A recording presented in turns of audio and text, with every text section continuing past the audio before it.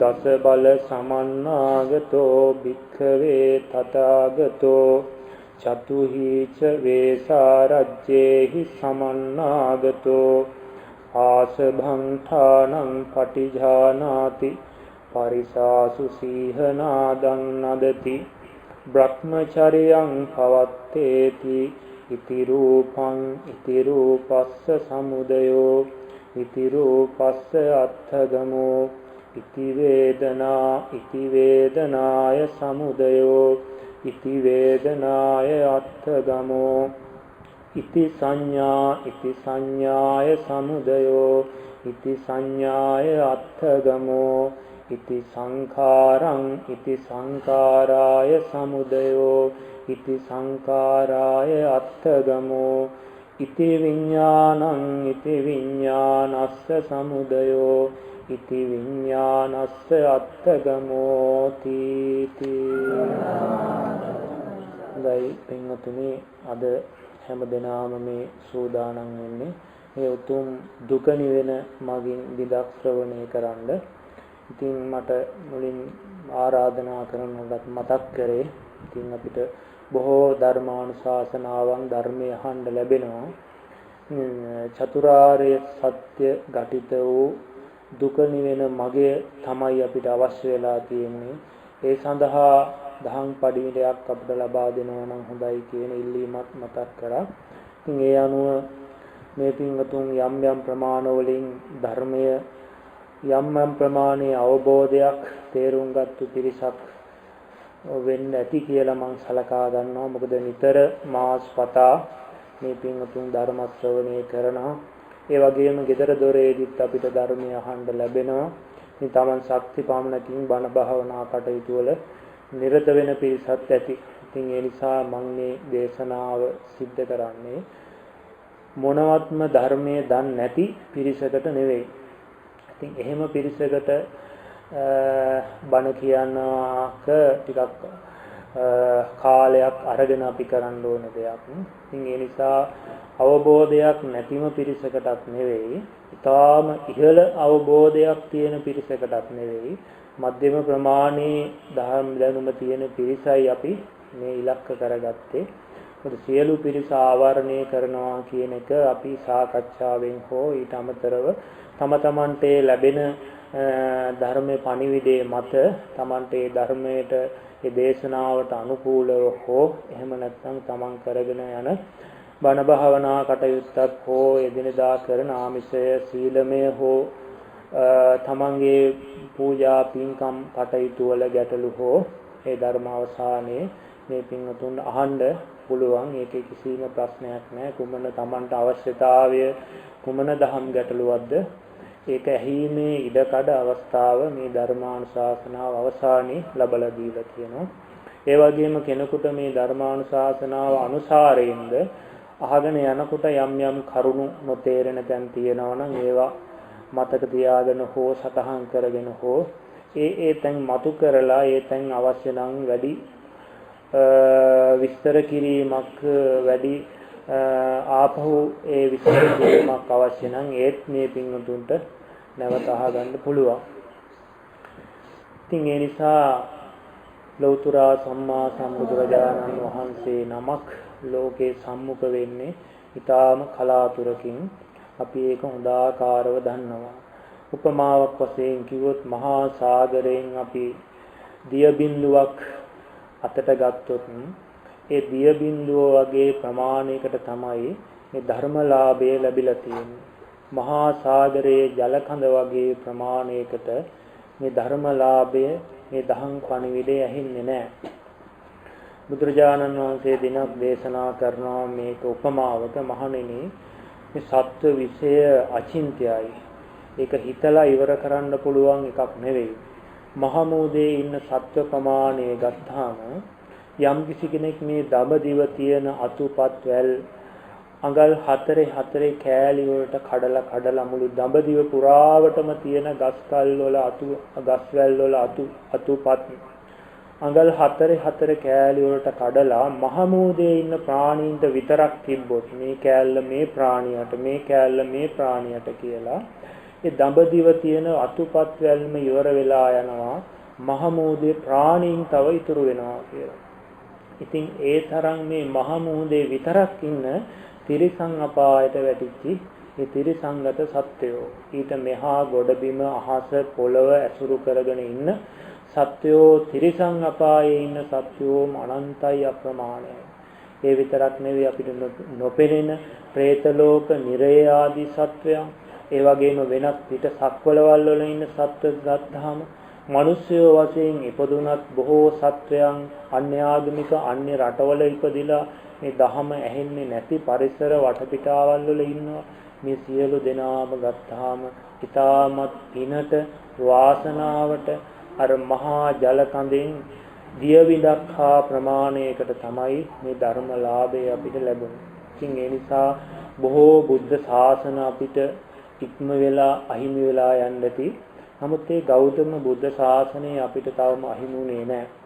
ඒකෙන් අවශ්‍ය කෙනෙකුට ඒ ධර්මලාභය දුකෙන් මිදීමේ මාවත උත්සාහයෙන් ලබා ගන්න පුළුවන් පරිසරයේ වටපිටාව ඒ නිවන් දකින්න මඟ තවමත් පින්වතු නිරූපද්‍රිතව තියෙනවා. ඉතින් ඒ නිසා අපි ඇත්තටම මේ අවස්ථාවල උත්සාහවත් වෙන්න ඕනේ ඒ සඳහා. නහි සීලවතං හේතු උපජ්ජಂತಿ තථාගතා. අට්ඨක්කරා තීනිපදා සම්බුද්දේන ප්‍රකාශිතා කියලා මේ බුදුරජාණන් වහන්සේ දේශනා කරේ දානීය සීලය කරන කොටගෙන නෙවෙයි තථාගතයන් වහන්සේ නමක් ලෝකෙට පහළ වෙන්නේ. අට්ඨක්කරා තීනිපදා අකුරු 8කින් යුක්ත වූ පද 3කින් යුක්තව මේ අනිත්‍ය දුක්ඛ අනාත්ම කියන මෙන්න මේ ත්‍රිලක්ෂණය අවබෝධ කරලා දෙන්නයි විශේෂයෙන් තථාගතයන් වහන්සේ නමක් ලෝකෙට පහළ වෙන්නේ. ඒ සඳහාමයි අපි උත්සාහ කළ යුත්තේ. අපේ කෙලෙස් ගිනි නිවා ගැනීම සඳහායි උත්සාහවත් යුත්තේ. ඒ සඳහා අවශ්‍ය දහම් දැනුම ධර්ම ලාභය අපි ලබාගත යුතුයි. ඒ සඳහා සත්පුරුෂයන්ගෙන් ඒට අනුකූල ධර්ම දේශනා අනුශාසනාවන් අපි ශ්‍රවණය කරගන්න ඕනේ. එතකොටයි අපිට මේ දුකෙන් නිවෙන මඟ ලැබෙන්නේ. ඉතින් ඒ නිසා පින්වතුනි ඊට අවශ්‍ය ධර්ම කාරණා දහම් කරුණු අපි විසින්ද පොතපතෙන් අසුරු කරගෙන ඒ දැනුම ලබා ගන්න ඕන. ඉතින් එහෙම ලබාගෙන අපි ඉස්සරෝම ධර්ම ඥානය දියුණු කරගෙන ඊට පස්සේ අපිට ඒ බණ භාවනාවට යොමු වෙන්න පුළුවන්. ඉතින් පින්වතුනි මේ දාන සීල භාවනා කියන ත්‍රිවිධ පුණ්‍ය ක්‍රියාවන්ගෙන් අපේ කෙලෙස් කර්ම වේගෙන්ම අතුරුදහන් කරලා විනාශ කරලා දාලා නැසලා දාන්න පුළුවන් එකම වැඩපිළිවෙල තමයි භාවනාව කියන කුසල කර්මය. දානෙනුත් අපේ කෙලෙස් යම් ප්‍රමාණයකට යටපත් වෙනවා. සීලෙනුත් අපේ යම් ප්‍රමාණයකට යටපත් වෙනවා. නමුත් අපේ ඇතුළත තියෙන කෙලෙස් වල ස්වභාවයන් මතුවෙලා දුර්වලතාවයන් මතු කරගෙන මුදාකාරවම අපේ හිත හදා ගන්න පුළුවන් වැඩපිළිවෙල භාවනාමය කුසලය. ඉතින් පින්වතුනි සංසාර ගමනේදී අපි මේ කෙලෙස් කර්ම අකුසල ධර්මයන් අපි තුල රැස් වෙලා තියෙනවා. එකතු වෙලා තියෙනවා. ඉතින් ඒ නිසා මේ අපි තුල රැස් වෙච්ච කර්ම කෙලෙස් වලින් මරණාසන්න මොහොතේ කුමක් හෝ දෙයක් ඉදිරිපත් වෙලා අපිට නැවත ප්‍රතිසන්දියක් ගෙනත් දෙන්න පුළුවන්. සතර අපායෙන් තැනක වුණත් උපදින්න පුළුවන් හේතුව අපි ගාව තියෙනවා. ඉතින් අන්න ඒ නිසා මේ භාවනාව කියලා කියන්න පින්වතුනි කර්මක්ෂය කරන වැඩපිළිවෙල. අපි තුල රැස් වෙච්ච නොදන්නාකම නිසා රැස් වුණු අකුසල ධර්මයන් ටික ගෙවලා දාන්න පුළුවන් හේතුව එකම ක්‍රමය පින්වතුනි මේ භාවනාව කියන එක. ඉතින් ඒ නිසා මවෙකුට පියෙකුට අපේ ධනයට බලයට කුලයට කිසිම කෙනෙකුට ඒකට විස්තර කරන්න පුළුවන් කමක් නැහැ. ඒ නිසා මේ උතුම් සී සද්ධර්මයට පුළුවන් ඒකට විස්තර කරන්න. ඒ නිසා තමයි අපි භාවනාවට නැඹුරු විය යුත්තේ. ඒ සඳහායි අපි භාවනාවට යොමු විය යුත්තේ. ඉතින් අන්න ඒ නිසා භාවනාව කියන එක අපි අනිවාර්යයෙන්ම පුරුදු පුහුණු කළ යුතු ජීවිතයට හුරු කරගත යුතු අනිවාර්ය අංගයක් වෙනවා පින්වතුනි. ඒ නිසා මම මේ භාවනාවේ වැදගත්කම මේ පින්වතුන්ට කියලා දුන්නේ. අපි හැමෝටම පුළුවන් මේ භාවනාව කරන්න.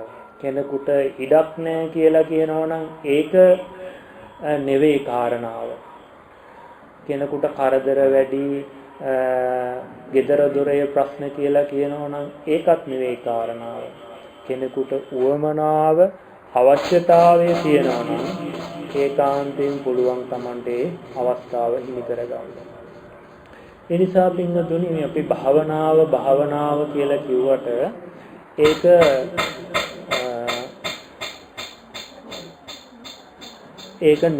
අපි ක්‍රමානුකූලව අනුපිළිවෙලට කරගත යුතු දෙයක්. නිකන් එහෙන් මෙහෙන් කරාට ඒකේ ප්‍රතිඵල ගන්න පුළුවන් කමක් නැහැ. ඒ නිසා අපි ක්‍රමානුකූලව අනුපූර්ව ප්‍රතිපදාවක් තියෙනවා අපිට මේක හිත පුහුණු කරගන්න. ඒ නිසා අන්න ඒ වැඩපිළිවෙල අනුව අපි කටයුතු කරොත් අපේ හිත හදාගන්න පුළුවන්. ඒ නිසා ඉස්සරෝම භාග්‍යතුන් වහන්සේ මේ හිත හදාගන්න වැඩපිළිවෙල ක්‍රමානුකූලව අරන් යන වටිනා ක්‍රමයක් පෙන්වුවා බුදුරජාණන් වහන්සේ.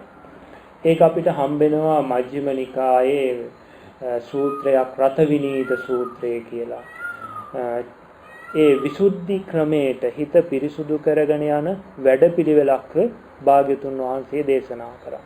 ඉතින් ඒක මුලින්ම තියෙන්නේ සීල විසුද්ධිය. ඒ සීල විසුද්ධිය අපි අනිවාර්යෙන් සම්පූර්ණ කරගන්න ඕනේ. ඒ සීල විසුද්ධිය සම්පූර්ණ කරගෙන ඒ සීල විසුද්ධිය සම්පූර්ණ කරගත්තු කෙනාට ඊළඟට චිත්ත විසුද්ධිය හිතේ පිරිසුදුභාවය ඇති කරගත යුතුයි. ඒ හිතේ පිරිසුදුභාවය ඇති කරගත්තු කෙනාට ඊළඟට ලැබෙනවා දිට්ඨි විසුද්ධිය කියලා කාරණාව. දැක්ම සම්මා දිට්ඨිය පිරිසුදු කරගන්න ඕනේ. ඒ දිට්ඨි විසුද්ධිය පිරිසුදු කරගත්තාම කාංකා විතරණ විසුද්ධිය, මග්ගා මග්ග ඥාන දර්ශන විසුද්ධිය, පටිපදා ඥාන දර්ශන විසුද්ධිය, ඥාන දර්ශන විසුද්ධිය කියලා මෙන්න මේ වගේ ලස්සන ක්‍රමානුකූල වැඩපිළිවෙලක් තියෙනවා පින්වතුනි මේ ලෞතුරා දහම තුල.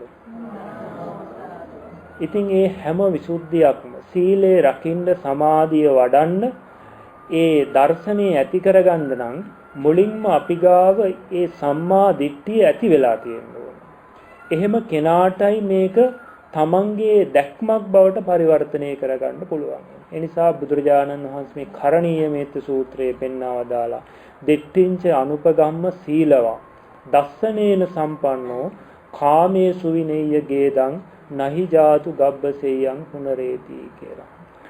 දිට්ඨියකට, දෘෂ්ටි වලට, වැරදි අදහස් වලට නොපැමිණ දර්ශනයකින් යුක්තව, නිවැරදි සම්මා දිට්ඨියකින් යුක්තව සිල්වත් වෙච්ච කෙනාටමයි පුළුවන් වෙන්නේ නැවත ගර්භාෂයකට නොපැමිණෙන තත්වයකටපත් වෙන්න.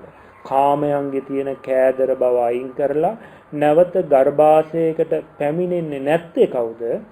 දෘෂ්ටියකින් තොරව දර්ශනයකින් යුක්තව සිල්වත් වෙච්ච කෙනාට. ඒ නිසා පින්වතුනි අපි එහෙනම් සිල් රකින්න කෙනාටත් මේ දර්ශනය කියන එක අවශ්‍යයි. සම්මා දිට්ඨිය කියන එක අවශ්‍යයි. සමාධිය වඩන කෙනාටත් ඒ සම්මා දිට්ඨිය කියන අවශ්‍යයි. ඒ නිසා අපි මුලින්ම පැහැදිලි කරගන්න ඕනේ මොකක්ද මේ සම්මා දිට්ඨිය කියලා කියනවා. මොකක්ද මේ සම්මා දිට්ඨිය කියලා. අන්න ඒක අපි ටිකක් කෙනෙකුට නොතේරෙනවා වෙන්න පුළුවන්. කෙනෙකුට ගැඹුරු වෙන්න පුළුවන්.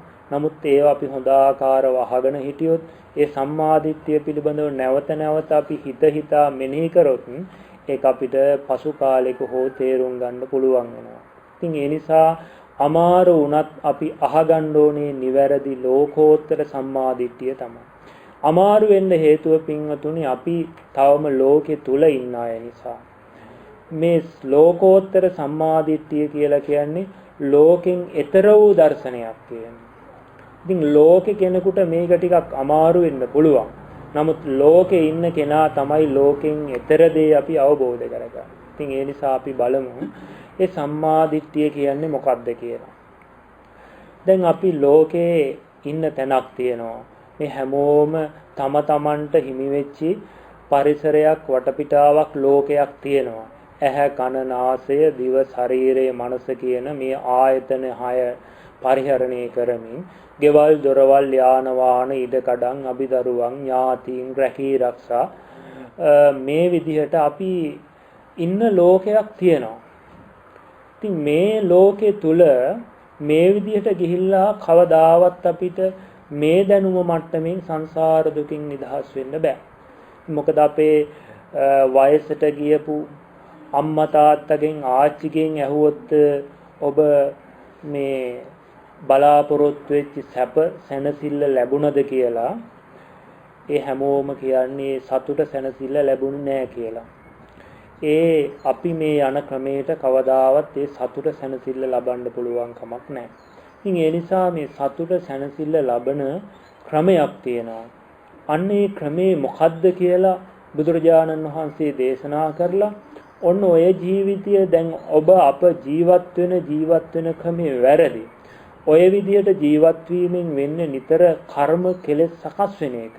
ඒ නිසා මෙන්න මේ විදිහට ජීවත් වෙන්න කියලා අපිට සම්මා දිට්ඨියට පෙන්නලා සතර සතිපට්ඨානෙන් යුක්තව ජීවත් වෙන්න වැඩපිළිවෙලක් බුදුරජාණන් වහන්සේ පෙන්වා වදාළා. ඉතින් පින්වතුනි මේ සම්මා දිට්ඨිය මොකක්ද කියලා අපි ටිකක් තේරුම් ගන්න උත්සාහවත් වෙනවා. බුදුරජාණන් වහන්සේ දේශනා කරනවා මේ තුන් ලෝකයේම තුල අපට හම්බෙන සවිඥානික අවිඥානික සියලු දේවල් තුල සත්පුද්ගල වශයෙන් හෝ සත්පුද්ගල වශයෙන් නැති ගෙවල් දොරවල් ඉඩ කඩන් ආදී වශයෙන් හම්බෙන සියලු දේවල් තුල පවතින ඇත්තක් තියෙනවා. අන්නේ ඇත්ත බුදුරජාණන් වහන්සේ කොටස් දෙකකට බෙදුවා නාම හා රූප කියලා. නාම රූප වශයෙන් කොටස් දෙකකට බෙදුවා. මේ නාම රූප දෙක තවත් අපේ අවබෝධයේ පහසුව සඳහා කොටස් 5කට බෙදුවා. ඒක තමයි මං මාර්තුකා කරේ ඉති රූපං ඉති රූපස්ස සමුදයෝ ඉති වේදනා ඉති සංඥා ඉති සංකාරා ඉති විඥානං කියලා 5කට බෙදුවා. මේ 5කටම කියන එක නමක් තියෙනවා. මේ පිංගුතුන් දන්නවා ඇති. මොකක්ද ඒ? පංච උපාදානස්කන්ධය කියලා අපි කියනවා මේ 5ට. එතකොට මේ පංච උපාදානස්කන්ධය කියලා කියන්නේ පොතේ තියෙන ටිකක් තමයි. නමුත් මේක අපේ ජීවිතය තුල තියෙන ධර්මතා 5ක්. මේ පංච උපාදානස්කන්ධය කියන එක අපේ ජීවිතය තුලින් අවබෝධ කරගන්න ඕනේ. දැන් අපිට ඇහැට රූපයක් පේනකොට කනට සද්දයක් ඇහෙනකොට ඒ ශබ්දය හෝ රූපේ පේන්නේ මෙහි පුද්ගලයෙක් දකින්නවා කියලා අපිට හිතෙන්නේ. නමුත් මෙතන පුද්ගල භාවයක් නැහැ. ඒ රූපයක් පේනවා කියන තැන ඒ විදිහට අපිට රූපයක් පෙනුනේ කුමක් නිසාද? මෙන්න මේ පංච උපාදානස්කන්ධයක් හටගත්ත නිසා. ශබ්දයක් අපිට ඇහුනේ අපිට ඇහෙනවා කියලා මේ විවහාරයේ කතා කරාට මේ අහන කෙනෙක් පුද්ගලයෙක් මේ ලෞතුරා දහමට අනුව පිංගතුනි ලෝකෝත්තර දර්ශනයට අනුව මේ පුද්ගල භාවය කියන එක අපි පණවාගත්තු දෙයක්. පුද්ගල භාවය කියන එක සම්මුතියක් මිසක් යථාර්ථ වශයෙන් තියෙන්නේ මෙන්න මේ ස්කන්ධ 5ක් පමණයි කියලායි බුදුරජාණන් වහන්සේ දේශනා කරේ. ඒ ස්කන්ධ 5 මොනවද? රූප, වේදනා, සංඥා, සංකාර, විඥාන කියලා මේ ස්කන්ධ 5ක් හැටියට පෙන්වනවා. එතකොට මේ ආයතන 6 හරහා අපිට මේ ස්කන්ධ 5 තමයි උපදින්නේ. රූපයක් පේනකොට මේ ස්කන්ධ 5ම උපදිනවා. ශබ්දයක් ඇහෙනකොට ගන්ධයක්, රසයක්, ඒ වගේම කයට ස්පර්ශයක් ලැබෙනකොට මනසට සිතුවිල්ලක් අපි දැනගන්නකොට මේ හැම අවස්ථාවකම පෙර නොතිබීම ස්කන්ධ 5ක් හටගෙන ඒ ගැටෙන රූපේ වෙන් වෙනකොට ඒ ස්කන්ධ 5 ඉතුරු නැතුවම නිරුද්ධ වෙනවා. මෙන්න මේක තමයි පින්වතුනි ලෝකේ ඇත්ත. ලෝකේ ධර්මතාවය. යං කිංචි සමුදය ධම්මං සබ්බන්තං නිරෝධ ධම්මං. යමක් හේතු නිසා හටගත්තා නම් ඒ හේතු අයින් වෙනකොට ඒ හටගත්ත දේ නිරුද්ධ වෙනවා. හැබැයි අපි ඒක දන්නේ නැහැ. හටගත්ත දේ නිරුද්ධ වුණත් අපි මනසින් ඒවා ඇති බවට ගන්නවා. දැන් අපිට ඇහැට රූපයක් පේනකොට අපි වෙන පැත්ත බලනකොට ඒ පිනිච්චි ධර්මතාවය නිරුද්ධ වෙනවා. නමුත් පෙනෙන දේ තියෙනවා කියලා අපි මනසින් හිතා ගන්නවා. ඒ වගේම ඇහැට ශබ්ද කනට ශබ්දයක් ඇහෙනකොටත් ඒ වගේම තමයි. ඒ ශබ්දය වෙන් වෙනවත් එක්කම කනත් ශබ්දයක් වෙන්වීමෙන් ඒ ඇහුණු ශබ්දය නිරුද්ධ වෙනවා. නමුත් ඒ අහපු ශබ්දේ තියෙනවා නැවත අහන්න පුළුවන් කියලා අපි නැවත නැවත සිහි කර කර ගන්නවා. මේවා ඔක්කොම පින්වතුනි මනෝමයෙන් අවිද්‍යාවෙන් ගන්න දේවල්. ඉතින් ඒ නිසා පින්වතුනි අපිට මේ ලෝකේ ගෙවල් දොරවල් යාන වාහන ඉදකටන් අඹදරුවෝ නෑදෑයන් ආදී වශයෙන් මේ සත්ව පුද්ගල භාවයෙන් හම්බෙන තැන තියෙන්නේ අපි නොදන්නවා වුණාට නාම රූප දෙකක් බව අපි අවබෝධ කරගන්නවා. හැබැයි අපිට නාම රූප දෙකක් නෙවෙයි පේන්නේ. අපිට පේන්නේ අම්මලා තාත්තලා දරුවෝ මුණුබුරන් ගෙවල් දොරවල් කියලා මේ විදිහට තමයි පේන්නේ. මෙන්න මේ සම්මුතිය තුල ඒ සම්මුතිය හරහාම තමයි එතන තියෙන නාම රූප දෙක මතු කරගන්න අපිට තියෙන්නේ. එතනින්මයි අපිට නාම රූප දෙක මතු කරගන්න තියෙන්නේ. ඒ සම්මුතිය බිඳගෙන සම්මුතිය බිඳලා එතන තියෙන ඇත්ත අපි මතු කරගන්න ඕනේ. ඒක අපි මතු කරගන්නේ කොහොමද කියලා අපි බලමු. දැන් අපි කිව්වා අපිට යමක් පේනවා කියලා කියන්නේ ස්කන්ධ පහක් උපදින්නේ කියලා. අපි මේ ස්කන්ධ පහ අපේ පහසුව සදා කොටස් දෙකකට බෙදා ගන්නවා නාම හා රූප කියලා. එතකොට මේ නාම රූප දෙකෙනුත් නාම ධර්මයන්ට වඩා අපේ මුලාව තියෙන්නේ මොනවටද? රූපය කෙරෙහි. රූපය කෙරෙහි තමයි වැඩිපුර මුලාව තියෙන්නේ. ඒ නිසා බුදුරජාණන් වහන්සේ මුලින්ම රූපය අවබෝධ කරගන්නයි කමඨහන පැනෙන්නේ. සතර සතිපට්ඨානෙ මුලින්ම අපිට හම්බෙන්නේ කායානුපස්සනාව. කායානුපස්සනාව කියලා කියන්නේ රූපය අවබෝධ කරගන්න වැඩපිළිවෙල. ඒ නිසා අපි මුලින්ම අපි මගේ ආත්මය කියලා සලකන මෙන්න මේ රූපය ඉස්සරලා අවබෝධ කරගන්න. ඒ කොහොමද අවබෝධ කරගන්නේ කියලා බුදුරජාණන් වහන්සේ දේශනා කරනවා කතමංචාවසු රූපක්. මොකද්ද රූපය කියලා කියන්නේ? එතකොට බුදුරජාණන් වහන්සේ දේශනා කරනවා චතුන්නංච මහා භූතං උපාදාය රූපං තං රූපං කියලා. මේ සියලු රූප කියලා ලෝකේ තියෙනවා.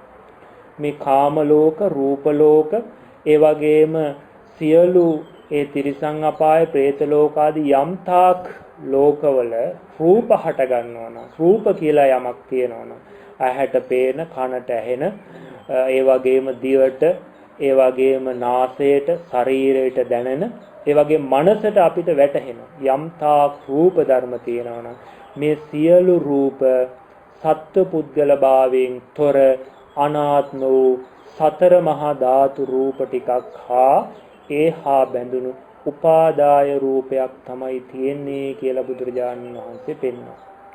එතකොට එහෙනම් අපිට පුද්ගලයෙක් හම්බෙන තැනක තියෙන්නේ සතර මහා ධාතු ටිකක් හා උපාදාය රූපට.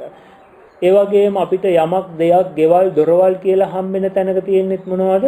ඒත් තියෙන්නේ ඒ වගේ සතර මහා ධාතු උපාදාය රූප කියන මෙන්න මේ ධර්මතාව ටික.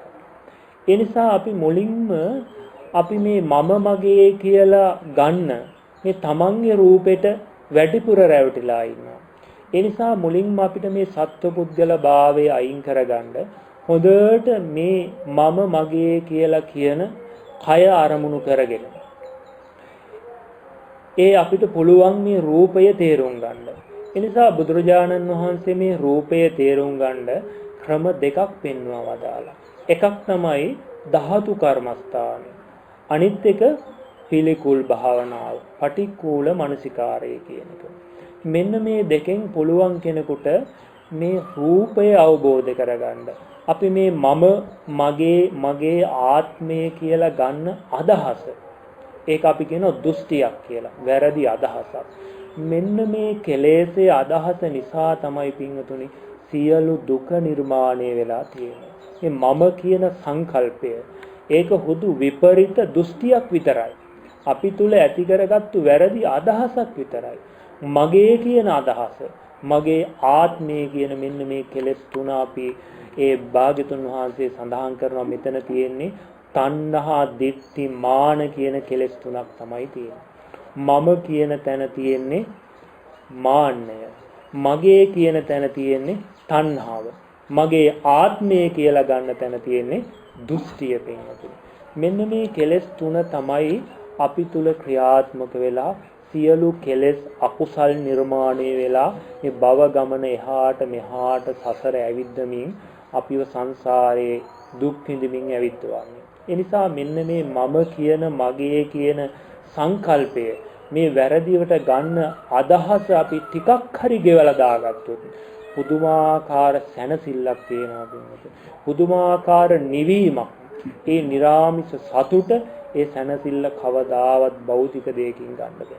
ඉතින් ඒ නිසා අපි ඒක ප්‍රමාණිකූලව ඒ ප්‍රතිපත්තිය පුරාගෙන යනකොට ඒකට අවබෝධ වෙනවා. ඉතින් ඒ නිසා මම මේ පින්වතුන්ට කියලා දෙන්නම් කොහොමද අපි ඒක අවබෝධ කරගන්නේ, කොහොමද මේකට ප්‍රවිෂ්ඨ වෙන්නේ කියලා. මේ රූපය ඉස්සරෝම අවබෝධ කරගත්තොත් ඊට පස්සේ ඒකෙන් වැහිලා තියෙන නාම ධර්ම අවබෝධ කරගන්න අපහසු නෑ. ඒ නිසා රූපය තේරුම් ගත්තොත් ඒ කෙනාට පහසුවෙන් නාම ධර්මත් තේරුම් ගන්න පුළුවන්කම තියෙනවා. ඒ නිසා තමයි අපි මුලින්ම රූපය අවබෝධ කරගන්න කර්මස්ථාන පනවන්නේ. ඒ භාග්‍යතුන් වහන්සේ ඒ සඳහාමයි මුලින්ම මේ කමඨහං දේශනා කරලා තියෙන්නේ. ඒ නිසා අපි පිළිකුල් වශයෙන් ධාතු වශයෙන් මේ රූපය තේරුම් ගන්න කෙනා මුලින්ම අපි ඒ සීලයක පිහිටලා තමන්ගේ එදිනදා ජීවිතයේ නිත්‍ය සීලයේ වශයෙන් පංච සීලයේ අදිෂ්ඨාන කරගෙන ඒ සීලය පිරිසුදු කරගෙන තමන් ඒ භාවනාව මේ විදර්ශනා භාවනාවට පෙර හිත තැම්පත් කර ගැනීම සඳහා අනිවාර්යෙන්ම මුලින් බුද්ධානුස්සතිය හෝ මෛත්‍රිය හෝ කමඨහනකින් අපේ මේ විසුරුණු හිත තැම්පත් කරගන්න. ඒක හැමෝටම පුළුවන්. තමන්ට මෛත්‍රී භාවනාවෙන් හෝ තමන්ට රුචි කැමැති සප්පාය ඒ බුද්ධානුස්සතියක් හෝ යොදාගෙන මුලින්ම ඒ පූර්වකෘත්‍ය කරලා ඒ සුදුසු ආසනයක් පරිසරයේ කාලය හදාගෙන ඒ මෛත්‍රී භාවනාව හෝ බුද්ධානුස්සතිය පටන් අරගෙන තමන්ගේ හිතේ බුදු ගුණ වැඩෙන ආකාරයට මෛත්‍රිය වැඩෙන ආකාරයට ඒ භාවනාව ටිකක් කරනවා. ඒ හොඳට සිහියෙන් යුක්තව නුවණින් යුක්තව මේ මෛත්‍රී බුද්ධානුස්සතිය වගේ එකක් කරනකොට අපේ අර විසුරුණු හිත තැම්පත් වෙනවා. නීවරණ යටපත් වෙලා හිතේ සංසිඳීමක් එනවා. අන්නේ සංසිඳීම ආවන් පස්සේ අපිට පුළුවන් මේ කය දිහා බලන්න. බුදුරජාණන් වහන්සේ දේශනා කරනවා මේ කය හැදිලා තියෙන්නේ මම මගේ කියලා ගන්න මේ රූපය නිර්මාණය වෙලා තියෙන කුණුබ කොටස් 32. එහෙම නැත්නම් අපි කියනවා සතර මහා ධාතුවකින් තමයි හැදිලා තියෙන්නේ. අපි හැමෝටම තේරුම් ගන්න පහසුවට අපි මේ පිළිකුල් භාවනාව කාටත් සප්පායයි. හැමෝටම පුළුවන්. මොකද අපිට පේන කොටස් ටිකක් කෙස් ලොම් නිය දත් හම් මස් නහර කියන මේවා අපිට ඇහැට කනට නාසයට මේවා දැනෙන පේන ඕලාරික ධර්ම ටික. එතනින් අපිට මුලින්ම පහසුවෙන් පුළුවන් ටිකක් මේ රූපේ යනෝ ගියපු මෝඩකම අයින් කරගන්න. ඒ නිසා මුලින්ම අපි ඒ භාවනා කරන කෙනා ඒ කුණුප කොටස් ටික හොඳට පාඩම් කරගන්න පුළුවන් අපිට. ඒ පාඩම් කරගෙන මුලින්ම අපි කොටස් පහ තච පංචකේ කියලා අපි කියනවා. කේසා ලෝමා නකා දන්තා තචෝ කියන මේ කොටස් පහ. මේ කොටස් පහ මුලින්ම අරගෙන අපි මේක මුලින්ම අපි හිතින් හොඳට පුහුණු කරගන්නවා. මුලින්ම කරන්නේ ඒක අපිට වඩාත් පුළුවන් නම් හොඳයි මේ රූප රාමු වලින් හරි අපිට මේවා ඇහෙන් දැකලා ඒ වගේ නිමිති සටහන් අරගෙන ඊට පස්සේ අපි අර හිත සමාධි වුණාන් පස්සේ කේසා කියනකොට අර ඇහෙන් දකින්නවා හා සමානව අපේ හිතට ඒ අරමුණ වැටහෙන්න ඕනේ. කේසා කියනකොට හොඳට හිතට වැටහෙන්න ඕනේ. ඒ වැටහෙනකන් අපි කේසා කියලා මෙනෙහි කරනවා. ඊට පස්සේ ලෝමා නකා දන්තා තචෝ කියලා මේ විදිහට ඒ කොටස හොඳට අනුලෝම ප්‍රතිලෝම වශයෙන් මෙනෙහි කරනවා. ඒ මෙනෙහි කරන්නේ නිකම්ම වචන කියනවා නෙවෙයි. අපිට අර කුණුප කොටසත් හොඳට වැටහෙන ආකාරයට ඒක මෙනෙහි කරනවා. ඒක මුලින්ම අපි මොනවත් ඒකේ විදර්ශනාව ගැඹුරක් හිතන්නේ නැහැ. ඒකෙන් ඉස්සරෝම මේ කුණුප කොටස් ටික මේ කොටස් පහ හිතට වැටහෙනවා ගන්න එක විතරයි මුලින්ම කරන්නේ. ඒක අපි කේසා ලෝමා නකා දන්තා තචෝ දන්තා නකා ලෝමා කේසා කියලා මේ විදියට අනුලෝම ප්‍රතිලෝම වශයෙන් ටිකක් වෙලා මෙනෙහි කරනකොට සිහිය ඒ තුල පවතිනකොට එතනත් හිත තැම්පත් වෙනවා සමාධි වෙනවා. ඒ සමාධි වුණාන් පස්සේ අපි කෙස් කියන එක කොටසක් හිත නතර කරගන්නවා. නතර කරගෙන අපිට පුළුවන් දැන් කෙස් කියලා අපි ඒ අරමුණේ හොඳට සිහියෙන් බලාගෙන ඉන්නකොට ඒක සත්වපුද්ගල සංඥාව අපිට ඒකේ වැටහෙනවා නේද? දැන් අපිට කොහාරි කෙස් ගහක් තිබුණොත් ඒ කෙස් ගහේ යන්තම් කොටසක් දැක්කනම් ඇති ඒකත් එක්කම මේ පුද්ගල භාවයේ ඒකේ බැඳිලා ඇමිනිලා තියෙනවා. මේ කෙනෙක්ගේ පුද්ගලයෙකුගේ කෙස් ගහක් නේද කියන අදහස අපිට එනවා. මෙන්න මේ අදහස තමයි අපි ගලවා ගන්න ඕනේ. එහෙනම් මේ කෙස් කියන්නේ මම හෝ මගේ නෙවෙයි. හුදු අසුබ අසාර වූ කුණුප කොටසක් පමණයි. ඒක සත්වපුද්ගල භාවයෙන් තොර ආහාරයෙන් හටගත්තු කුණුප කොටසක් හැටියට හොඳට තේරුම් ගන්නවා. මේක සත්වයේ පුද්ගලයෙක් නෙවෙයි. මේක අසුබ අසාර වූ රූප කොටසක්. රූප ධර්මයක් හැටියට හොඳට හිතට ඒත්තු ගන්නලා දෙනවා. ඒක පුද්ගලයෙක් නෙවෙයි. මේකේ පුද්ගල කොටස් නැහැ. අපි මේ කෙස් ගහ අලවලා අතට ගත්තොත් එහෙම අපි ඒකේ පුද්ගලයෙක් දකින්නේ නැහැ. ඒක ආහාරයෙන් හටගත්තු කර්මයෙන් හටගත්තු හුදු රූප කොටසක් පමණයි. ඒ විදිහට හුදු රූප කොටසක් හැටියට බලනවා. ඒක පුද්ගලයෙකුගේ පුද්ගලයෙකුට අයිති මම මගේ කියන අදහස කියන එක අපි හිතේ ඇති වෙනවා එකක්. මේක අසුභාසාරෝ හුදු රූප කොටසක් පමණයි කියලා හොඳට ඒක මෙනෙහි කරනවා. අර පුද්ගල භාවයේ ගැලවෙන විදිහට. ලොම් කියන එකත් ඒ විදිහට අරගෙන ලෝමා කියලා කියන්නේ හොඳට ලෝමා කියලා කියනකොට හිතට අපිට ඒක වැටහෙනවා. අන්න ඒක වැටෙනකොට ඒක මගේ මම කියන මේ පුද්ගල අදහසත් ඒකේ තියෙනවා. මෙන්න මේ අදහස ගැලවෙන විදිහට මේ ලොම් කියලා කියන්නේ සත්ව පුද්ගල භාවයෙන් තොර අසුභ අසාර වූ රූප කොටසක් පමණයි. ඒක මම මගේ කියලා වැටහෙනවා නම් අපි හිතනවා ඒක අපි පුරුදු කරපු වැරදි අදහසක්. ඒක හිතේට වැටහෙන අයුරක් මිසක් ඒක පුද්ගලයෙක් නෙවෙයි කියලා. දැන් උදාහරණයක් වශයෙන් අපිට හේනක ඉන්න පඹයෙක් දිහා තිරිසන් සතෙක් බලලා ඒ පඹයාට රැවටෙනවා පුද්ගලයෙක් කියලා නේද?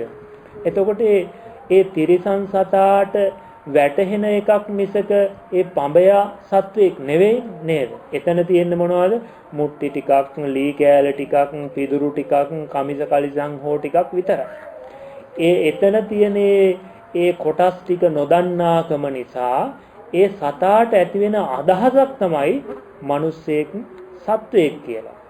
ආන්න ඒ වගේ දැන් මේ තිරිසන් සතාට එහෙම නැත්නම් අපි කියමු තිරිසන්ගත බල්ලෙක් වගේ සතෙක් දියට එබුණාම ඒ සතාගේ ඡායාවටම බුරනවා ඒ සතා නේ.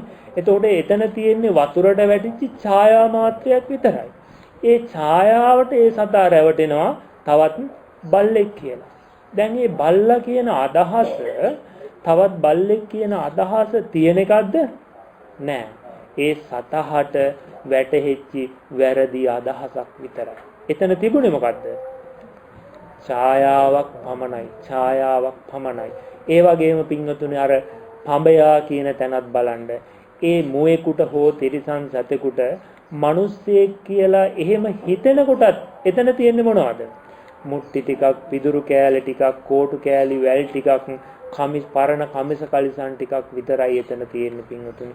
ඒ සතා ඒක මිනිස්සෙක් කියලා හිතනකොටත් එතන තියෙන්නේ අනාත්ම වූ අර වගේ රූප කොටස් ටිකක් විතරයි.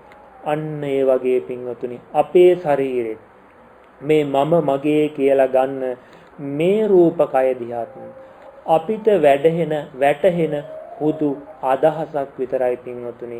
මෙතන තියෙන්නේ අනාත්ම වූ කෙස්ලොම් නියදත් හම්මස් නහර ඇට මිදුළු ආදී අසුභාසාරු කුණුප කොටස් ටිකක් විතරයි පින්වතුනි. අර පඹයා කියන තැනක යම්සේ මුට්ටි ටිකක් ලී ටිකක් පිදුරු ටිකක් කමිස කලිසන් ටිකක් තියෙනවා වගේ මෙතනත් සත්ව පුද්ගල නොවන අනාත්ම වූ රූප කොටස් ටිකක් පමණක්ම තියෙනවා. සත්ව පුද්ගලෙක් නෑ කියලා ඒ විදියට උපමා අනුසාරයෙන් හෝ පින්වතුනි අපිට පුළුවන් මේ මම මගේ කියලා සලකා ගන්න මේ කය දිහා බලන්න.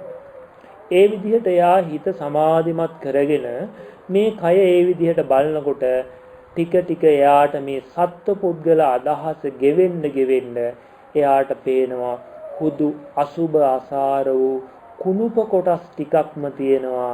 මෙතන ඇති සත්වයක් පුද්ගලයෙක් නෑ. ඒ සත්වයා පුද්ගලයා කියන අදහස මට වැටහෙන දෙයක්. හුතු විපරිත දෘෂ්ටියක් නේද? මේ අදහස නිසා නේද සියලු ලෝභය, ද්වේෂය, මෝහය, ඊර්ෂ්‍යාව, මද, මාන ආදී මේ සියල්ල ඇති උනේ පින්වතුනි මේ අදහස නිසා නේද? ඒ නිසා කවදාවත් අපි මේ කෙස් වලට තරහ ගන්නවද? ලොම් වලට තරහ ගන්නෙ නෑ. ඒක මම කියලා ගත්තොත් තමයි අපිට මට බැන්නා, මට දොස් කිව්වා කියලා අපිට තරහයි. අන්න ඒ නිසා කෙනෙකුට පුළුවන් මේ සත්ව පුද්ගල අදහස කියන එක අපේ හිතේ ඇති වෙන එකක්. එතන තියෙන්නේ අනාත්ම වූ ආහාරයෙන් හැදිච්ච කුණුප කොටස් ටිකක් පමණයි කියලා යාට වැටහෙනවා. එහෙමත් කෙනෙකුට රූපය ගැන බලන්න පුළුවන්.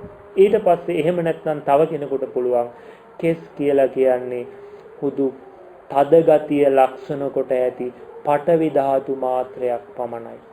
ඒ පඨවි ධාතු රූප කලාප රාශියක් ඒ අවකාශයේ අහුරාගෙන ඉන්න ඒ හැඩයට අපි කෙස් කියලා පැනවීමක් කරනවා කියලා පඨවි ධාතු සමූහයක් පමණයි කියලා බලන්න පුළුවන්. බාහිර අපිට හම්බෙන යම් තද ගතියක් තියෙනවා නම් ඒ තද ගතිය වගේමයි මේ කෙස් කියලා කියන තැන තියෙන්නේ හුදු අනාත්ම වූ පඨවි ධාතු සමූහයක් පමණයි කියලා. ලොම් නිය දත් හම් මස් කියන මේ ටික හොඳට අපිට ධාතු වශයෙන් හරි පිළිකුල් වශයෙන් හරි බලන්න පුළුවන්. එහෙම බලනකොට යාට මුලින්ම අපිට හොඳයි මේ ආධුනික අයට මේ පිළිකුල් භාවනාව කියන එක. ධාතු කර්මස්ථානයේ ඊට වඩා ටිකක් අමාරුයි, වටහා ගන්න අමාරුයි. පිළිකුල් භාවනාව හොඳට වැටහුණන් පස්සේ කෙනෙකුට ඒකේ ධාතු ලක්ෂණ පේනවනම් බැලුවට කමන්නේ නැහැ. මෙතන මේ කෙස් කියන තැන තියෙන්නේ මේ පඨවි ධාතු ටිකක්නේ, ආපෝ ධාතු, තේජෝ ධාතු ටිකක්නේ කියලා කෙනෙකුට සසර පුරුද්දට වැටහෙනවා.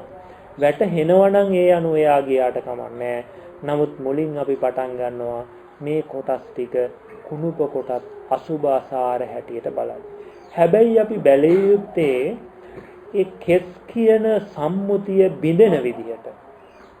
දැන් අපිට පුළුවන් කෙස් ගහ කියන එක අරගෙන මුලින්ම අපිට මේ කෙස් කියන එක අල්ලගෙන ඒක බලනවා. එහෙම බලලා ඊට පස්සේ යාට මේ කෙස් කියන සම්මුතියනුත් බිඳෙනවා. කෙස් කියන එක පින්වතුනි මේ වෙන වෙනම අසුබ වූ රූප කොටස් රාශියක් එකතු වෙලා තියෙන එකක් මිසක එතන තියෙන්නේ කොටස් ටිකක් මිසක එතනත් හුදු සම්මුතියක් විතරයි කියලා යාට දහසු වශයෙන් බලන කෙනාට පේන්න ගන්නවා.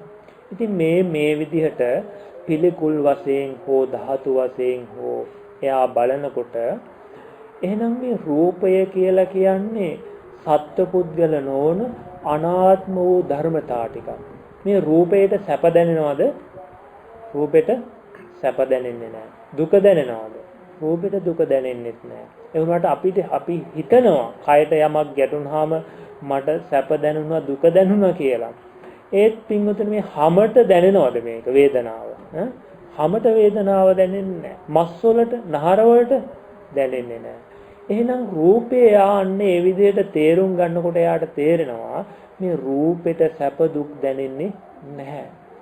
එහෙනම් මේ රූපෙට යන්න එන්න රූප බලන්න සද්ද අහන්න ගඳ සුවඳ දැනගන්න පුළුවන් කමක් නැහැ. ඒක හරියට මලමිනියක් හා සමානයි. මේ කයේ බැසගෙන තියෙන හිත නිසා වේදනා සංඥා සංකාර විඥාන නිසාම අපිට සැප දුක් දැනෙනවා කියලා එයාට මෙන්න මේ සැප දුක් රූපෙන් අයින් කරලා බලන්න පුළුවන්කමක් තියෙනවා. අර රූපේ හොඳට සත්පුද්ගල භාවයෙන් තොරව අනාත්ම එකක් හැටියට බලනකොට එයාට යම් ඒ රූපේ නිසා වේදනාවක් දැනෙනවනේ. සැප වේදනාවක් හෝ දුක් වේදනාවක් දැනෙනවනම් ඒක මේ කෙස් වලට ලොම් වලට අයිති එකක් නෙවෙයි. ඒක මේ ස්පර්ශය නිසා සැප වේදනාවට හේතු ස්පර්ශය නිසා හටගත්තු වේදනාව නැමැති අනාත්ම වූ ධර්මයක් විතරයි. ඒක නාම ධර්මයක්. වේදනාව මමද? නෑ. ඒකත් ස්පර්ශයෙන් හටගත්තු අනාත්ම වූ ධර්මයක් හැටියට බලනවා. ඒ වගේම අපි සත්වයෝ පුද්ගලයෝ අඹදරුවන් හැටියට ගෙවල් දොරවල් හැටියට අපි මේ රූප ධර්ම හඳුනා ගන්නවා. මේ හඳුනා ගැනීම ඇහැට කරන්න පුළුවන්ද? කනට නාසයට පුළුවන් කමක් නැහැ. එහෙනම් මේ හඳුනා ගැනීම කියලා කියන්නේ මොකද්ද? සංඥාව නැමැති අනාත්ම වූ නාම ධර්මය. ඒකට අපි කියනවා සංඥා ස්කන්ධය කියලා. ඒක කුමක් නිසාද හටගන්නේ? ඒකත් ස්පර්ශය නිසා හටගන්නේ. ඒ වගේම අපි මේ අපිට ඇහැට කනට පේන රූප ශබ්ද පිළිබඳව චේතනාවන් ඇති වෙනවා, කල්පනාවන් ඇති වෙනවා, ආසාව, තණ්හාව, දුක, කනගාටුව මේ වගේ දේවල් ඇති වෙනවා. මේවා රූපෙට දැනෙන දේවලුත් නෙවෙයි, රූපෙට මේවා පිළිබඳව හිතන්න පුළුවන්කමකුත් නැහැ. ඒවට කියනවා මොනවද? සංස්කාර කියලා. සංස්කාරයේ චේතනාව කියන්නේ අන්න ඒකට පින්වතුනි. මේ චේතනාව කියන එකෙන් තමයි කර්ම සකස් වෙන්නේ. අපි ඒ ලෝභය ඇති වෙන විදිය, ද්වේෂය ඇති වෙන, මෝහය ඇති වෙන චේතනා අපි තුල ඇති වුනහම අපි කියනවා අකුසල කර්ම අපි තුල සකස් වුණා කියලා. ඒ විදිහට මේ චේතනාව කියන එක අපි සංස්කාර ස්කන්ධයේ හැටියට සලකනවා. ඒකට තවත් ඒ චේතනාව හා ප්‍රතිබද්ධ තවත් යම් චිත්තචෛතසික ධර්ම ටිකක් තියෙනවා නම් ලෝභ දේශ මොහ අලෝභ දේශ මොහ වශයෙන් ඒ සියලු දේවල් මේ සංස්කාර ස්කන්ධයේ හැටියට අපි සඳහන් කරනවා. ඒක සංස්කාර ස්කන්ධයේ සංස්කාර උපාදාන ස්කන්ධයේ හැටියට සඳහන් කරනවා. ඒකත් පුද්ගලයෙක් සත්වයක් නෙවෙයි. ඒකත් ස්පර්ශය නිසා හටගත්ත දෙයක්. ඒ වගේම ඊළඟ මොකද්ද තියෙන්නේ? විඥාණය. අරමුණු දැනගන්නා ස්වභාවය. අරමුණු දැනගන්නා ස්වභාවය කියලා කියන්නේ පින්වතුනි, දැන් අපිට මේ ඇහැට රූපයක් ගැටෙනකොට ඒ රූපය අපිට පේනවා නේ. කනට ශබ්දයක් ගැටෙනකොට ඒ ශබ්දය ඇහෙනවා. කනට ශබ්ද ඇහෙනවද පින්වතුනි? නෑ නේ. රූපෙට ශබ්ද ඇහෙනවද? නෑ. එහෙනම් ශබ්ද ඇහෙන්නේ කොහාටද? හිතට. ඒ හිතක් ඉපදුනහම අපි කියනවා ශබ්දය ඇහෙනවා, රූපයක් දැක්කා කියලා කියන මේ පින්වතුන් අහලා ඇති චක්කුම් පටිච්ච රූපේච උප්පජ්ජති චක්කු විඥානං කියලා. ඇහත් රූපයත් චක්කු විඥානයත් කියන මේ තුන් දෙනා එකතු වුනහම පෙනීම කියන දේ නිර්මාණය වෙනවා. එහෙනම් මම දකිනවා කෙනෙක් දකිනවත් නෙවෙයි, ඇහැට පේනවත් නෙවෙයි. ඇහැට රූපයක් ගැටීම නිසා ඒ පෙනීම කෘත්‍ය කරමින් අනාත්ම වූ හිතක් උපදිනවා. අපි ඒකට කියනවා චක්කු විඥානය කියලා. ඒකත් ඇහත් රූපයත් වෙන් වෙනකොට නිරුද්ධ වෙලා යනවා. එහෙනම් පින්වතුනි, මෙන්න මේ හිත කියලා කියන්නේ සත්ව පුද්ගල වුණු අනාත්ම වූ ධර්මතා ටිකක්. එහෙනම් අපි යමක් දැනගන්නවා කියලා කියනකොට මෙන්න මේ ස්කන්ධ පහක් ඉපදිලා තියෙනවා. ස්කන්ධ පහක් හටගෙන තියෙනවා. උදාහරණයක් වශයෙන් අපි බලමුකෝ. දැන් මේ පින්වතුන්ගේ ඉදිරියේ පේනවා මේ බෝතලේ කියලා ධර්මතාවය. මේ බෝතලේ කියන එක අපිට පෙවුනාම මම බෝතලේ දැක්කා, මම බෝතලේ හඳුනාගත්තා, මේ බෝතලේ අපේ මගේ කියන විවිධ අදහස් එනවා. දැන් මේ සම්මා දිට්ඨියෙන් අනුව බලනවා නම් මෙතන අපි දකින්න ඕනේ මේ බෝතලේ කියලා වැටහෙනකොටම පින්වතුනි එතන පංච උපාදාන ස්කන්ධයක් හටගෙන තියෙනවා. එතන අපි ඒ අපේ චක්කු ප්‍රසාදෙට මේ වර්ණ රූපේ ගැටීම නිසා ඒ හැඩය, ඒ වර්ණ සටහන පෙනීම වශයෙන් චක්කු විඥාන සිත උපදිනවා. ඒ චක්කු විඥාන සිතත් සමගම උපදිනවා මේ රූපය කෙරෙහි සැප වේදනාවක් හෝ දුක් වේදනාවක් උපදිමින් විඳීමේ ස්වභාවයක් අපිට ඇති වෙනවා. ආසාවක් හෝ දුකක්, කැමැත්තක් හෝ අකමැත්තක් අපිට ඇති වෙනවා. ඒ වගේම මේක බෝතලේ, මේ කෝප්පේ නෙවෙයි මේ බෝතලේ කියලා අපි වෙන් කරගන්න හඳුනා ගන්නා බවත් ඒ අරමුණ තුලම තියෙනවා. ඒ වගේම ඒක පිළිබඳව කල්පනා කරන බව, චේතනාව, මේකෙන් මේ දේ කරන්න පුළුවන්, මේ වැඩ කටයුතු කරන්න පුළුවන්, මේක මේ අහවල් ප්‍රයෝජනේ තියනවා කියලා සංස්කාරක කරන බව, චේතනාවත් මේ අරමුණේම සම්බන්ධ වෙලා තියෙනවා. ඒ වගේම මේ බෝතලේ කියලා දැනගත්ත බව. එහෙනම් මේ අපි යමක් අරමුණක් දැනගන්නකොට මේ පහම පෙර නොතිබීම හටගන්න නිසායි අපිට යමක් දැනගන්නේ, වැටහෙන්නේ පින්වතුනි. එහෙනම් පින්වතුනි මේ බෝතලේ කියන එක නාම ධර්මයක්ද රූප ධර්මයක්ද?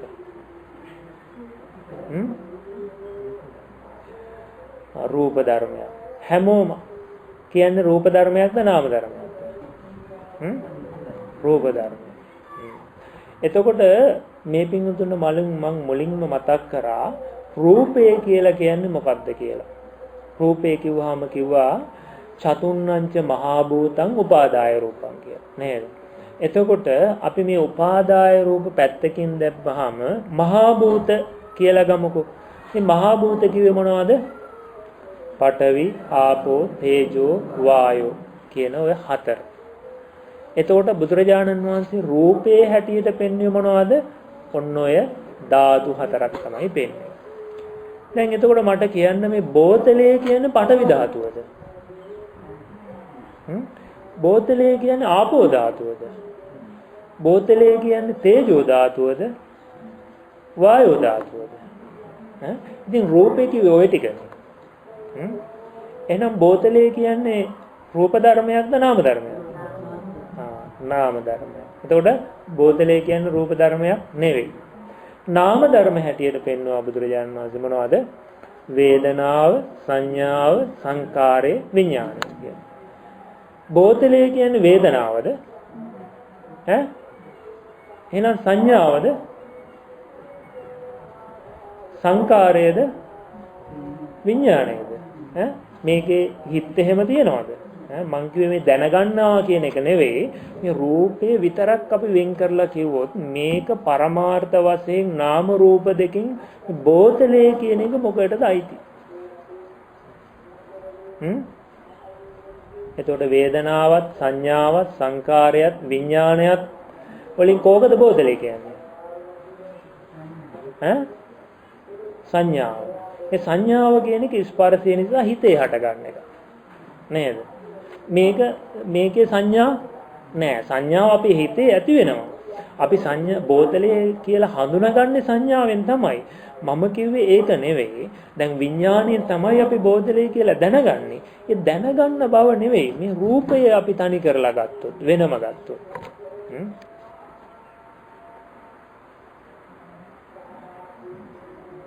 එතකොට මේ දෙකෙන් මොකද්ද?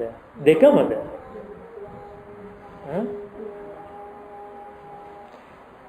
එහෙනම් අපි මේ බෝතලේ කියන එක රූපයක් හැටියට දැක්වත්, නාමයක් හැටියට දැක්කත් අපි හරියට සම්මාදිට්ඨිය දැක්කේ නැහැ. මම පැහැදිලි කරලා දෙන්නම් ඒක. පින්වතුනි මේ බෝතලේ කියලා කියන එක හුදු සම්මුති පඤ්ඤප්ති මාත්‍රයක් විතරයි. දැන් බෝතලේ කිව්වේ මෙතන මේ ඉටි කවරේද, මෝඩියද, ප්ලාස්ටික් ටිකද නැහැ.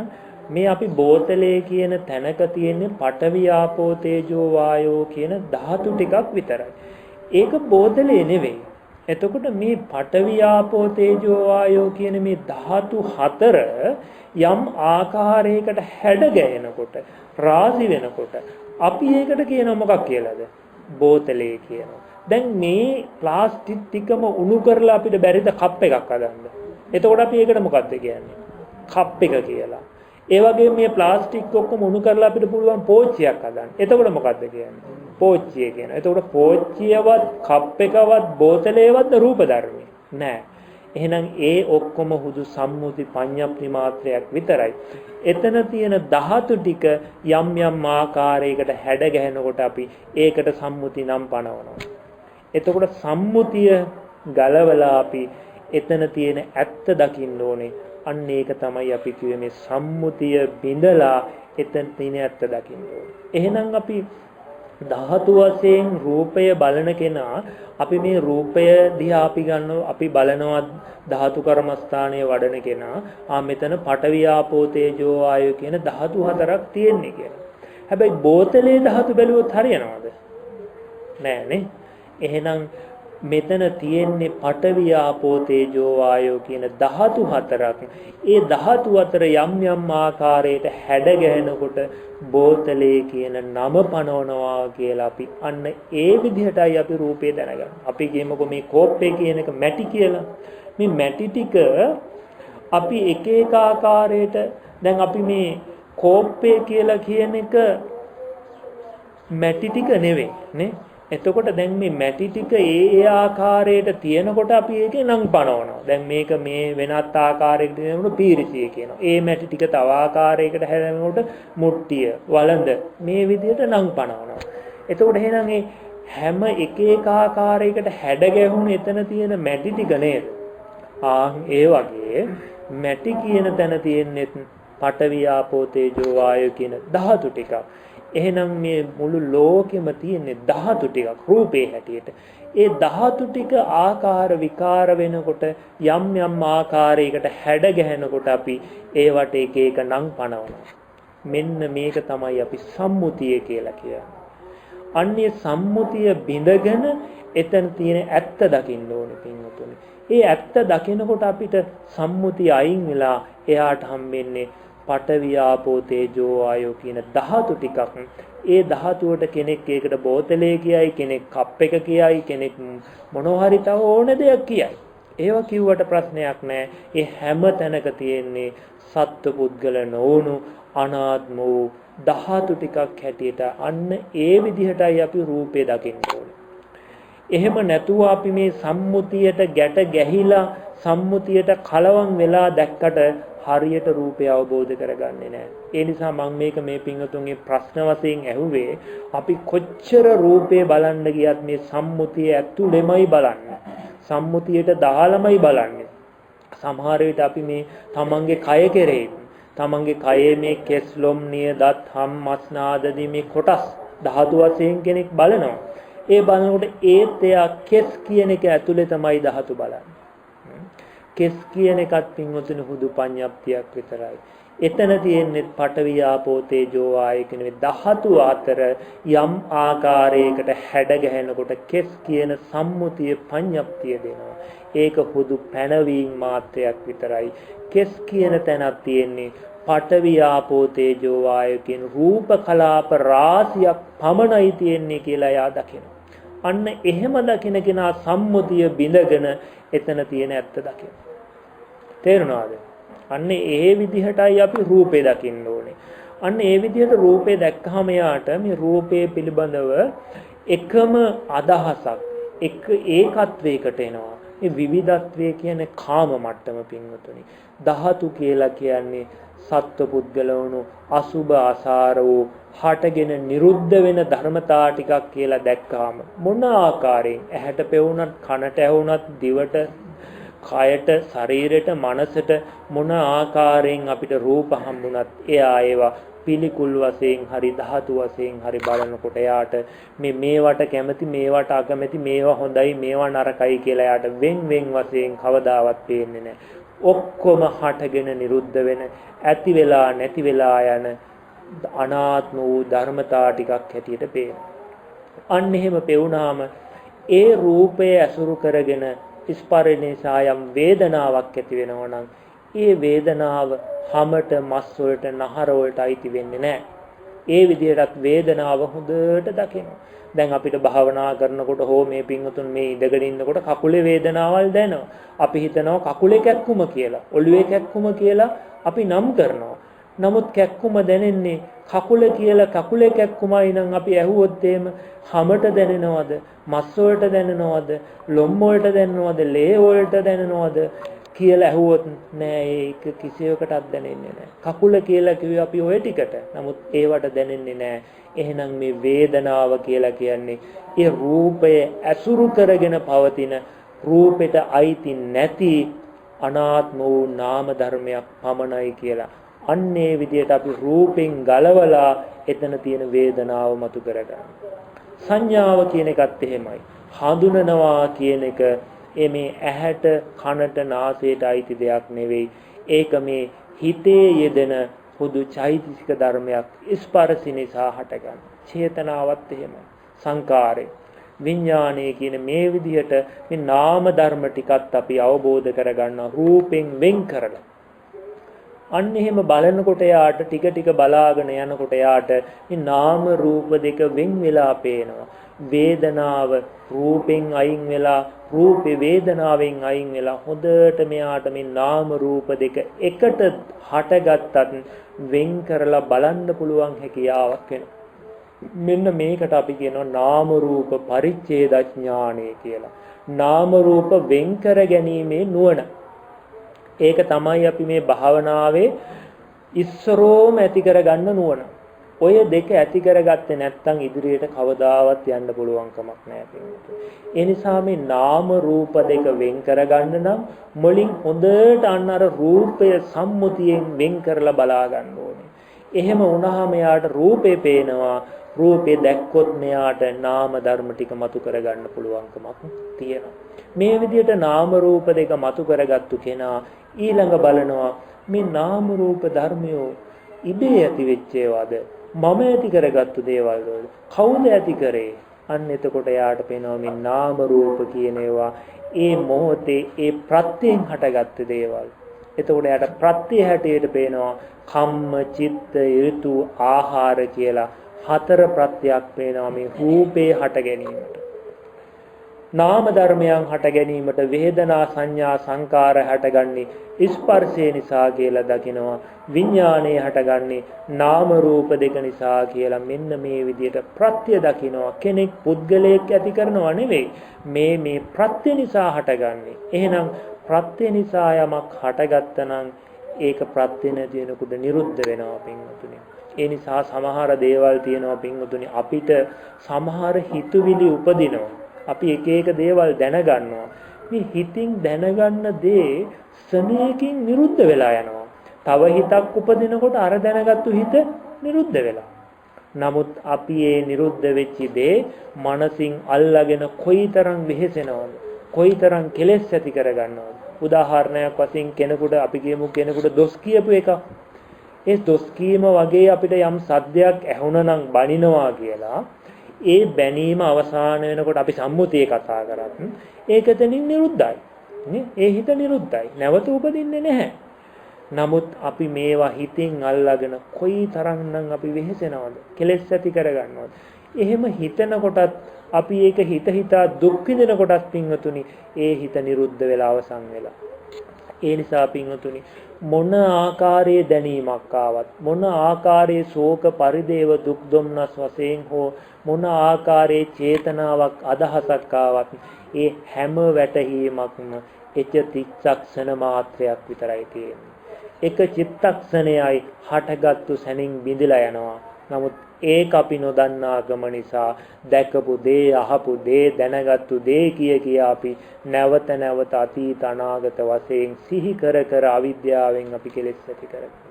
ඒ නිසා ලෝක ධර්මතාවය තමයි යමක් හටගත්තනම් නිරුද්ධ වෙලා ඒක නැවත උපදින්නේ නැහැ. අනාගතේ ප්‍රත්‍ය තිබුණොත් විතරයි උපදින්නේ. ඒක තවම ඉපදිලා නැහැ. අතීතේ හටගෙන නිරුද්ධ වෙලා අනාගතේ ඉපදිලා නැහැ. වර්තමානයේ මේ ප්‍රත්‍යයෙන් උපදිනකට මේ මොහොතේ නැති වෙලා යනවා.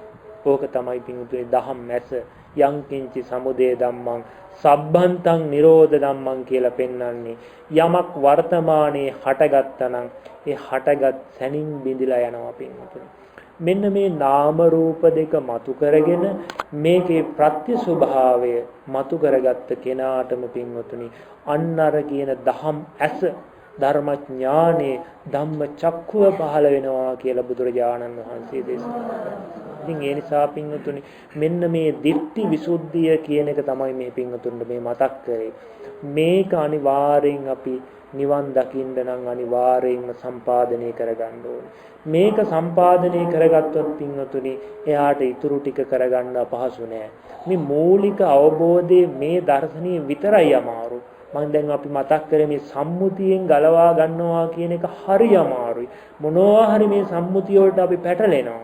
සම්මුතිය වලින් අයින් වෙලා එතන තියෙන ඇත්ත දකින්නත් ඕනේ. ඇත්ත දැකලා විතරක් මදි පින්වතුනි. ඒ ධර්මතාවයන් පෙර නොතිබීම හටගෙන ඉතුරු නැතුව නිරුද්ධ වෙනවා කියලා දකින්නත් ඕනේ.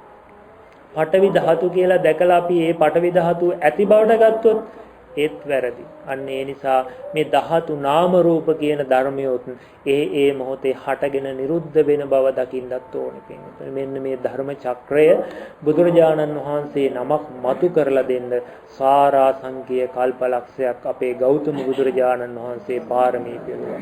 මනෝපනිදාන වාක්පනිදාන වශයෙන් 20 අසංකේයයක් පාරමී පුරලා තමයි මෙන්න මේ දහම් ඇස මතු කරගත්තේ.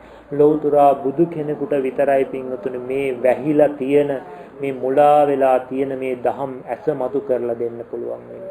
ඒ දහම් ඇස මතු කරගන්න බුදුරජාණන් වහන්සේ නමක් ඇස් ඉස් මස් ලේ දන් දෙමින් තමන් පාරමී ගුණ පිරුවා පින්වතුනි. කල්ප අසංඛ්‍ය ගණන් පාරමී පුරලා ලෞතුරා බුද්ධ රාජ්‍යයට පත් වෙලා තමයි පින්වතුනි ඒ දහම් ඇස අවබෝධ කරගත්තේ. ඒ නිසා ඒක දැන් ඒ තරම් පාරමී පුරන්න ඒ තරම් වෙහෙසෙන්න දැන් අපිට අවශ්‍ය නැහැ. මේක අපිට පෙන්නලා උඩුකුරු කරලා විවර කරලා ප්‍රකට කරලා පෙන්නලා දීලා තියෙනවා තථාගතයන් වහන්සේ නමක්. මේ විදිහට මුල මැද අග යහපත් විදිහට මේ ධර්මයේ උඩුකර කරලා පෙන්නලා දීලා තියෙනවා. ඒ වෙලාවේ අපිට හැදහැති යම් කිසි කෙනෙක් ඒ ධර්මයේ අහලා ඒ මග ගමන් කරනවා නම් පින්වතුනි ඒ හැමෝටම සංසාර දුකින් නිදහස් වෙන්න පුළුවන්කමක් තියෙනවා. ඉතින් ඒ නිසා මේ හීන වූ වීරියකින් හීන වූ සමාධියකින් මේක ලබන්න පුළුවන් කමක් නැහැ. අග්‍ර වූ දෙයක් ලබන්න නම් අග්‍ර වූ වීරියක් ඕනේ. අග්‍ර වූ සද්ධාාවක් ඕනේ පින්වතුනි. ඒ නිසා ඒ සද්ධාව ඒ වීරිය ඇති කරගන්න සුදුසු කාලය කුමක් නිසාද? අපිට තථාගතයන් වහන්සේ නමක් සම්මුඛ වෙලා ඉන්නවා. ඒ ධර්මයේ අපිට වැසුම් ඇරලා විවෘත කරලා උඩුකුරු කරලා විවර කරලා පෙන්නලා දීලා තියෙනවා. ඒ ධර්මයේ අපිට සම්මුඛ වෙලා තියෙනවා. ඒ නිසා වීරිය කරන්න උත්සාහ කරන්න වටිනවා පින්වතුනි. ඉතින් ඒ නිසා මේ ජීවිතේ විතරයි අපිට තියෙන්නේ. අය අපි ඉපදිලා මැරිලා ගිහිල්ලා මිනිස්සෙක් වුණත් පින්වතුනි මේ ධහම අපිට හම්බෙන්නේ නැති වෙයි. මොකද මේ ධහම වේගයෙන් විකෘත වෙලා යනවා, විනාශ වේගන යනවා. ඒ නිසා නැවත අපි මිනිස්සෙක් වුණත් පින්වතුනි අපිට මේ පිරිසුදු ධහම නම් ඊළඟ ලැබෙන්නේ නැහැ. ඒ නිසා එකම කඩයිම එකම අවස්ථාව අපේ කෙලෙස් දුක්ගිනි නිවා ගන්න ටික ටික හර අපි උත්සාහවත් වෙන්න ඕනේ, වැර වීරිය වඩන්න ඕනේ.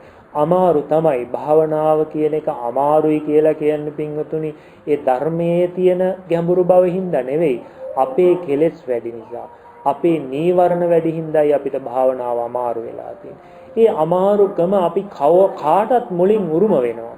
අද එදා යම්කිසි කෙනෙක් භාග්‍යතුන් වහන්සේ සමීපේ සතර පද ගාථාවක් අහනකොට රහත් වුණා නම් ඒ උතුමන් වහන්සේලාත් මේ අමාරු දේ කරලා තියෙනවා. මේ උත්සාහය ඒ කට්ටිය ඒ සාසවල උතුමන් වහන්සේලා වීරිය කරලා තියෙනවා. ඒ පාරමී පිරිච්ච නිසයි පින්වතුනි උන්වහන්සේලා ඒ සනේ ඒ පද ටිකක් අහනකොට සතර පද ගාථාවක් අහනකොට නිවන් දැක්කේ. ඒ නිසා පින්වතුනි ඒ පාරමිතා අපිත් අමාරුවෙන් හරි පුරා ගන්න ඕනේ. පාරමී පිරුණේ නැත්තම් පින්වතුනි බුදු කෙනෙක් සමීපේ ඉපදුනත් ඒ බුදුරජාණන් වහන්සේට අපිව නිවන් දක්වන්න බෑ පින්වතුනි. ඒ හේතුව අපි ගාව හේතු සම්පත් තිබුණොත්, අපි ගාව පාරමී තිබුණොත් බුදු කෙනෙක් සමහර විට අපි සමීපයට හරි ඇවිල්ලා අපිව නිවනට යොමු කරයි. හැබැයි අපි ගාව හේතු සම්පත් නැත්තම්, පාරමී පිරලා නැත්තම් පින්වතුනි කොයිතරම් බුදුවරු පහළ වුණත් අපිව සසරින් ගලවන්න පුළුවන් කමක් නැහැ. ඒ නිසා අපිට කරන්න තියෙන්නේ මේ පාරමී සම්පූර්ණ කරගන්න එක. ඒ හේතු ටික අපි සම්පාදනය කරගන්න ඕනේ. සීලය නොකඩ රැකගෙන, ඒ වගේම අපිට පුළුවන් ඒ භාවනාව සිද්ධ කරගෙන මේ අපේ නීවරණ ධර්මයන් දුරු කරගෙන ටික ටික මේ මෝඩකම අයින් කරගන්න. ඒ භාවනාවේ නිරත වෙනකොට ඒ සඳහා උත්සාහය අවශ්‍යයි. අපිට වීරිය පාරමිතාව පිරෙනවා. ඒ වගේම අදිෂ්ඨානය අවශ්‍යයි. දැන් තමන් පැය භාගයක් භාවනා කරනවා කියලා මේ අදිෂ්ඨානයක් නැති කෙනෙකුට ඒක කරන්න බෑ. අපි කියමු කෙනෙකුට පුළුවන් මම හැම ඉරිදාවකම අනිවාර්යෙන් සිල් අරගෙන gedara භාවනා කටයුත්ත කරගන්න. මේක කෙනෙකුට කරන්න පුළුවන් අදිෂ්ඨාන සීලය. ඉතින් ඒ වගේ දෙයක් කරනවා නම් විශේෂයෙන්ම වටිනවා පින්වතුනි. ඒ වගේ අදිෂ්ඨාන කරගෙන සතියට එක දවසක් අනිවාර්යෙන් මං කිසිම වැඩකටයුත්තට සම්බන්ධ වෙන්නේ නැතුව තමන්ගේ සිල් අරගෙන gedara දොරේ වුණත් පුළුවන් අපිට ඒ දහම් කටයුතු වල නිරත වෙන්නේ. ඒ අදිෂ්ඨානයේ වීරිය මේ පාරමී ගුණ තමයි වැඩෙන්නේ පින්වතුනි. ඉතින් ඒ නිසා මේ භාවනාව කියන එකේ අපි හිත තියාගත්තාම ඒ අපේ හිතේ දුර්වලකම් තමයි මතුවෙන්නේ. ඒ දුර්වලකම් මතුවෙනකොට අපිට ලේසි අපේ දුර්වලකම් හඳුනගන්න. කර්ම බවට සකස් වෙච්චි, කර්ම බවට පත් වෙච්චි අකුසල ධර්මියෝ තමයි මතුවෙවි එන්නේ. හොඳට අපි ඒ සිහිය පිහිටුවාගෙන ඒ උපදින සිතුවිලි නුවණින් අල්ලාගෙන ඒ අකුසලයන්ගේ ආදීනව බල අපේ හිත පිරිසුදු කරන. අපි කරපු කියපු ලෝභ සාගත, දේශ සාගත, මද මාන්නයෙන් යුක්ත වූ, සත්පුද්ගල භාවයෙන් යුක්ත වූ, ඇලීමෙන් බැඳීමෙන් යුක්ත වූ දේවල් ඔන්න සිහි වෙවි එනවා. අපි භාවනා කරන්න වාඩි වෙනකොට මේක තමයි වෙන්නේ. ඒකයි අපිට මේ බෑ කියලා කියන්නේ. මේක සුද්ධ වෙන්න ඕනේ පින්වතුනි. ඒ නිසා අපි වාඩි වෙනකොටම හිතාගන්න එපා මගේ හිත තැම්පත් වෙලා සමාධිගත වෙලා තියෙයි කියන අදහස ඇති කරගන්න එපා. අපි මුලින්ම යුද්ධ කරන්න වෙන්නේ අපේ මේ කෙලෙස් එක්ක. ඒ නිසා මේ නීවරණ මතුවෙවි එනවා. හොඳට ඒ සිහියෙන් ඉඳාගෙන උපදිනේ සිතුවිලි අකුසල ධර්මියෝ නුවණින් අල්ලාගෙන ඒ වගේ ආදීනව බල ඒවා අයින් කරන්න. මෙහෙම කාලයක් කරන්න අන්න හිතේ අකුසල ටික ගෙවෙන්න අපේ නීවරණ යටපත් වෙලා හිත පිරිසුදු වෙනවා. අන්න එදාට යාට භාවනාව අපහසු වෙනවා. මණ්ඩපේය මිදම් බික්කවේ බ්‍රහ්මචර්යයන් කියලා මේ බ්‍රහ්මචර්යාව මිහිරි පැණක් වගේ පහසුයි. ඒ කෙලෙස් ටික අයින් වුණාම නීවරණ ටික අයින් වුණාම හරීම පහසුයි පින්වතුනි. ඒ නිසා ඒ මුලින් අමාරු වුණත් ටික හරි උත්සාහවත් වෙනවා නම් පින්වතුනි අපිට නොතේරුණත් ඒ කෙලෙස් ගෙවෙනවා පින්වතුනි. විනාඩි 5ක් මේ පින්වතුන් භාවනාවක් කරනවා නම් කෙලෙස් ගෙවුනේ නෑ වගේ පෙවුනත් පින්වතුනි ඒ හැම මොහොතකම අපේ කෙලෙස් ගෙවිලා යනවා. හිතේ කෙලෙස් අයින් වෙලා යනවා. ඒ නිසා ඒක කාලයක් කරනකොට අපිට තේරෙනවා ඉස්සර වගේ අපිට තරහා එන්නේ නැහැ, ඉස්සර වගේ මුලා වෙන්නේ නැහැ, ඉස්සර වගේ අපි හිත කලබල නැහැ කියලා කාලයක් යනකොටයි මේක තේරෙන්නේ පින්වතුනි. ඒ නිසා අපිට අකණ්ඩව කරන්න පුරුදු වෙන්න ඕනේ. ඒ නිසා අපිට ආයේ කාලයක් නැහැ අයින් කරන්න. අපි හැමදෙනාගේම ඒ වයස ගත්තාම තව බොහෝම ස්වල්ප කාලයයි ජීවත් වෙන්නේ. ඉතින් ඒ නිසා අපේ මේ හිත එහාට මෙහාට දුවන හිත මුලාසහගත හිත තියාගෙන හිටියොත් මරණාසන්න මොහොතේ මේ හිතෙන් මොකක් මතු කරලා දෙයිද කියලා අපිට කියන්න පුළුවන් කමක් නැහැ. ඒ නිසා මේ අසපය පණ තියෙන වෙලාවේ, කන් ඇහෙන වෙලාවේ, ඇස් පේන වෙලාවේ, කොන්ද කෙලින් තියාගන්න පුළුවන් වෙලාවේ ටික හරි මේ හිත තැම්පත් කරගන්න. මේ හිතට ඔහේ අයාලේ දුවන්න යන දේ නතර කරලා මේ අපේ හිතේ බැඳිලා තියෙන, ඇලිලා තියෙන දේවල් අයින් කර සුද්ධ කරගන්න. හිත බොහෝම නිදහසේ සැහැල්ලුවෙන් තියාගන්න මනසක් හදාගන්න පින්වතුනි. එදාට අපිට පුළුවන් වෙනවා සැනසille මිය යන්න, මුලාවක් නැතුව මිය යන්න පුළුවන් වෙනවා. ඉතින් ඒ නිසා හැමදෙනාටම ඒ විදියට භාවනාවක් හුරු කරගන්න. ඉතින් ඒ තවත් අපිට මේ භාවනාව කරගෙන යනකොට ඒ දහම් ගැටලු ප්‍රශ්න කල්යාණ මිත්‍රෝ ඇසුරු කරගෙන ඒ කමටහන් සුද්ධ කරගන්නත් මේ පින්වතුන්ට පුළුවන්කමක් තියෙනවා. ඒ විදිහට මේ උතුම් ලාභය, මේ උතුම් මාර්ගෝපකරණය මේ පින්වතුන් අත්හැර ගන්න එපා. මේ ශන සම්පatti අහිමි වෙලා ගියොත් නැවත අපිට බුද්ධෝත්පාද කාලයේදී අපි මිනිස්සුયો වෙලා උපදීද දන්නෙත් නෑ. ඒක අපිට කියන්න පුළුවන්කමකුත් නෑ. ඒ නිසා ලැබුණු අවස්ථාව අපි අතහැර ගන්න එපා. වීරිය කරන්න උත්සාහ කරන්න. ඉතින් අපි ලෝකයේ මේ තාක්කල් මේ සම්මුති දේවල් වල කටයුතු කරානේ. ඒ හොඳටම ඇති. දැන් තමන්ගේ කටයුත්තක් කරගන්න කාලයේ වටපිටාව පරිසරය. ඒ නිසා දරුවන්ගෙන් ප්‍රයෝජනෙ ගන්න අපි දරුවෝ හැදුවේ අපිට නැති බැරි වෙලාවට උපකාර කරගන්න. ඉතින් ඒ නිසා මේ දරුවෝ හදලා මුරුබුඩොත් හදලා තවත් හොඳටම බැරි වෙනකන් ඉන්න නෙවෙයි අපි ඕනේ. ඒ නිසා අපේ කටයුත්ත අපි කරගන්න දැන් උත්සාහවත් වෙන්න ඕනේ. ඉතින් ඒ නිසා මේ උතුම් ධර්මලාභය හැමදෙනාම ලබාගෙන මේක නැවත නැවත මෙනෙහි කරලා ඉතින් මේ තවත් නොතේරිච්ච තැන් තියෙනවා නම් මේ පින්තුන සාකච්ඡානුසාරයෙන් අහගන්න ශ්‍රවණය කරගන්න පුළුවන්. ඉතින් ඒ නිසා මේ වෙලාවේදී මම ධර්මානුශාසනාව මේ මොහොතේ අනුශාසනාව අවසන් කරනවා. දෙවියන් ඥාතීන් ඇතුළු හැම දිනාටම උතුම් වූ චතුරාර්ය සත්‍ය අවබෝධ කරගන්න මේ කුසල් උතුම් පාරමිතාවක් වේවා කියලා